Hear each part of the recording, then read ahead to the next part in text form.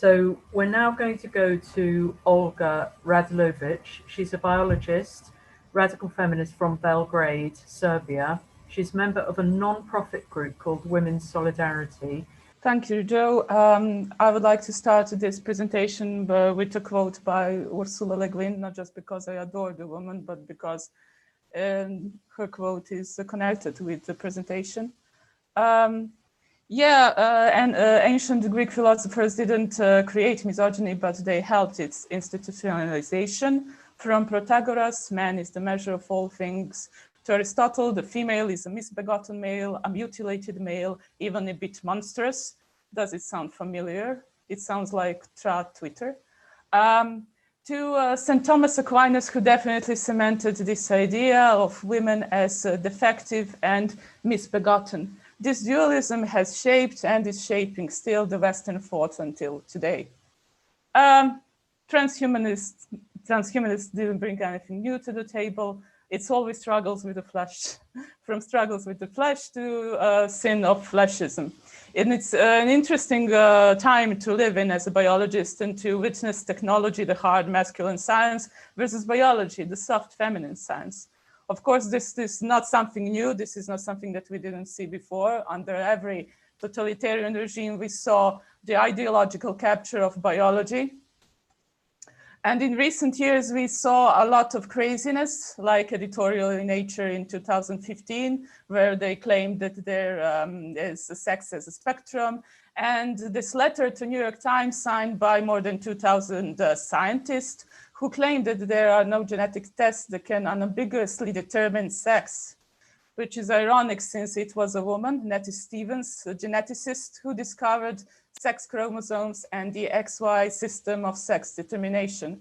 And please support Project Nettie. It's run by scientists who still know that sex in humans is binary and immutable.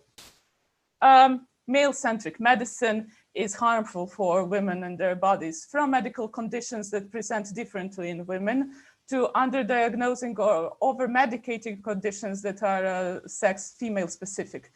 We know that around 20% of all hysterectomies are unnecessary.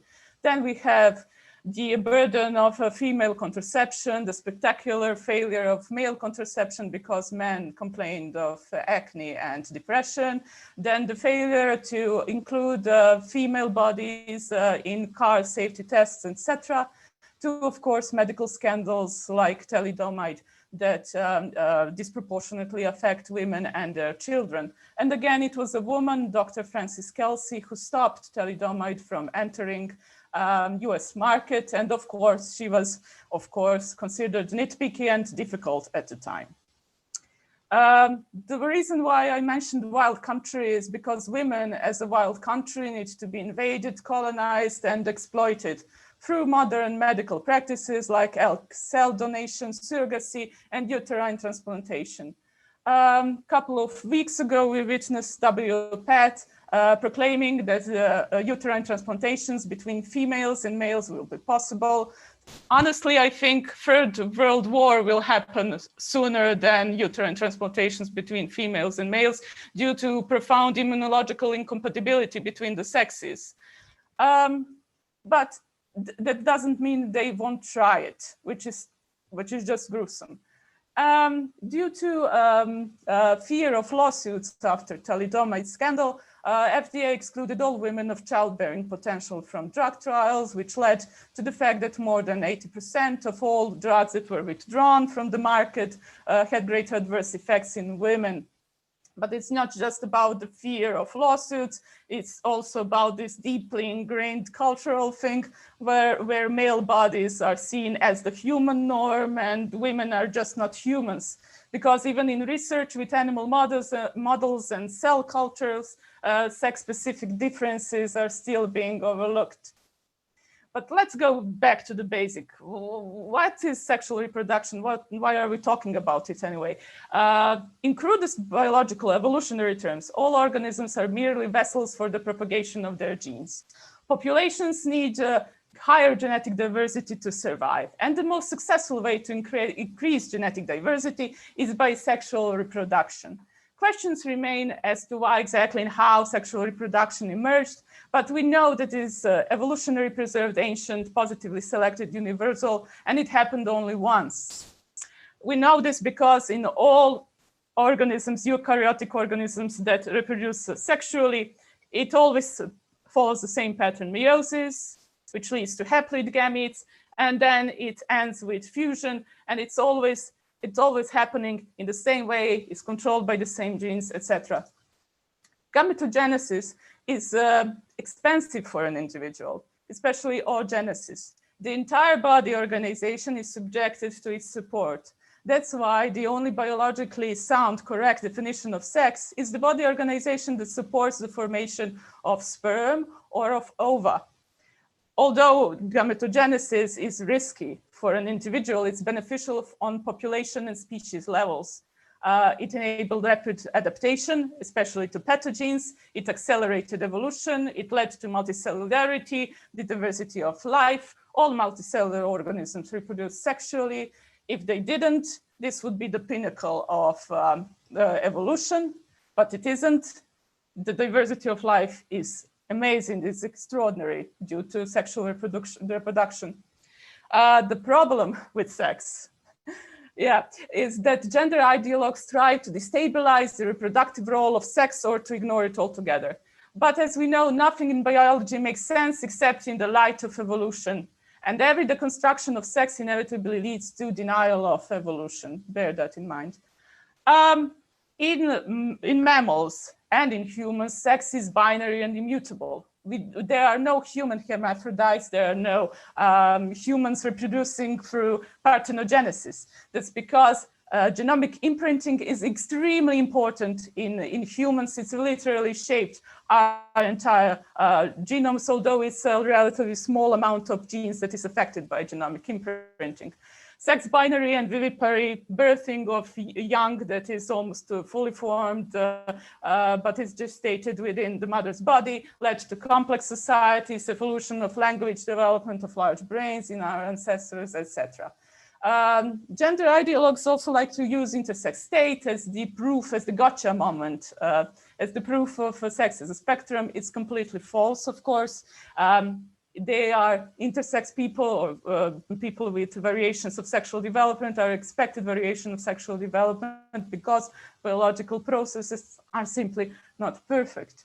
And it's not just about genitalia. These people, when they have severe ES phenotypes, they also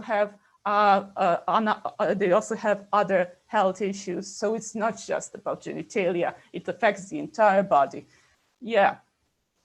So the genetic differences between the sexes are really minute, but even these minute differences can make a large difference on physiological level. Roughly 1/3 of our genomes are differentially expressed between the sexes. And what's interesting is that the greatest differences are observed in breast mammary tissue and in musculoskeletal tissue. The least differences are observed in brain-specific tissue. So just an interesting information. What's interesting, particularly now in our pandemic world, is that women have much stronger immune responses. We are less susceptible to various infectious diseases. We have better responses to vaccinations. We have better immune monitoring. But we are a lot more susceptible to autoimmune diseases. We simply paid the price for our strong immune responses. And although this is a very, very, very important point, sex differences in immunology are still being overlooked. Immunology still ranks low in analyzing data by sex. And in stark contrast to that, neurobiology is absolutely obsessed with sex differences, and I will leave up to you ladies to conclude why that is. The debate is vitriolic. It's very intense. It's very unpleasant at times. But the point is, there is no such a thing as a stereotypically male or female brain. Our brains, our human brains, evolved toward an extraordinary level of neuroplasticity. So it's very, very, how to say, troublesome to say that anything in brain is inherently hardwired to do anything. No, because hardwiring is really contrary to neuroplasticity. And somebody asked me, why is it impossible to change sex? I think I made some points. Why is it impossible from an evolutionary standpoint and from biological standpoint? Basically, all of our cells have sex chromosomes. Again, it's not just about genitalia. It's about significant and consistent physiological differences. Of course, a physicist can defend flat earth theory by beautiful, polished academic language, but that doesn't mean flat earth theory is correct. Similarly, somebody can defend sex as a spectrum in really polished academic terminology, but it doesn't mean that sex is a spectrum because experiments do not agree with such a theory. And just remember who first popularized the idea of the literal sex change. It was a man who was, as Americans say, snake oil salesman, who first sold the turtle fluid as cure for tuberculosis before the antibiotics. Then he sold the elixir of rejuvenation, which of course also didn't work. It consisted of vasectomies and sterilization for women. It was this dude, Dr. Harry Benjamin, the founder of today's WPATH. They started as a pseudo-scientific organization, and they are still a pseudo-scientific organization today. What trusts are also doing is that they're trying to dissect and fragment sex to smaller and smaller fragments until it makes no sense anymore at all. They concoct terms like genital gender or chromosomal gender, or like Amnesty International, their claim there is no such a thing as biologically female or male body, which is a complete and utter insanity. Like I said, the only correct definition of sex is the one based on gametes, reproduction, and evolutionary selection pressures. Again, like I said, we are mammals. Mammals have fairly rigid genomes. We observe parthenogenesis in reptiles. We observe hermaphroditism in birds and reptiles who are just a little bit down below hierarchically in evolution to mammals, but we do not observe either of these phenomena in mammals or in humans.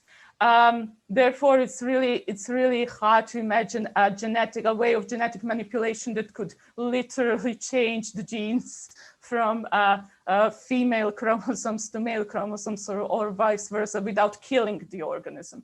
And in the end, secondary sex characteristics can be changed by masculinization or feminization through synthetic cross-sex hormones, but it's a form of iatrogenic harm.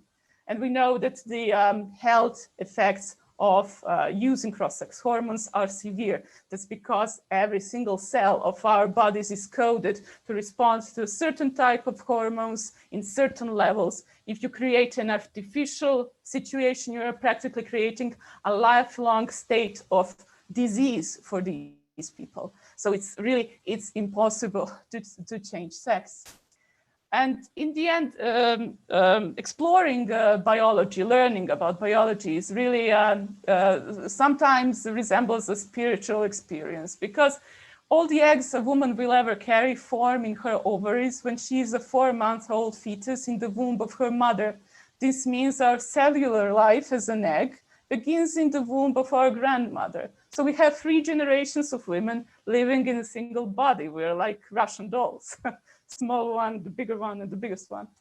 So in that sense, we should learn to respect our bodies. We have entire evolutionary history contained in our bodies, especially due to matrilinear inheritance of mitochondrial DNA. So unlearn the internalized hatred of your own body, fight for your body, because your body is a battleground. Thank you.